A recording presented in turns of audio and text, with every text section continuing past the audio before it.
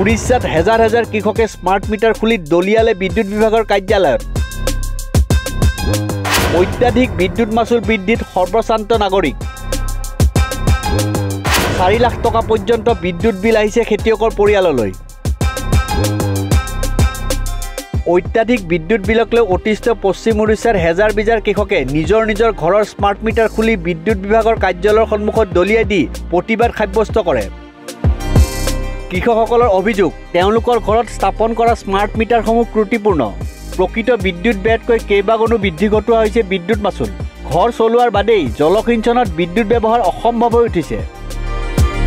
কৃষকসকলৰ লগতে অভিযোগ, যদিহে বৰ্তমানৰ পৰিস্থিতি অব্যাহত থাকে বিদ্যুৎ ব্যৱহাৰ কৰি জলসিঞ্চন ব্যৱস্থা চলাই যোৱাটো সম্ভৱপৰ নহয়।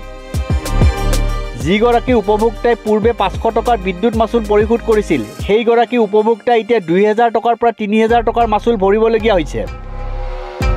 এনেধৰণে হঠাৎ বিদ্যুৎ মাচুল বৃদ্ধিয়ে ঘৰ চলোৱাত অসুবিধাত পেলাইছে কৃষকসকলক। কিছু সংখ্যক কৃষকৰ মাহিলী 4 লাখ পৰ্যন্ত বিদ্যুৎ বিল আহিছে। তেওঁলোকক 50,000 টকাকৈ কিস্তিত মাচুল জমা দিবলৈ জাননী দিয়া হৈছে। বিগত এসপ্তাহ ধৰি শক্তি বিভাগ আৰু টাটা পাৱাৰ ৱেষ্টাৰ্ণ উৰিষ্যাৰ ডিষ্ট্ৰিবিউশ্যন লিমিটেডৰ কাৰ্যালয়ৰ সন্মুখত কৃষকসকলে স্মাৰ্ট মিটাৰ দম কৰি প্ৰতিবাদ তথা ক্ষোভ প্ৰকাশ কৰি আহিছে।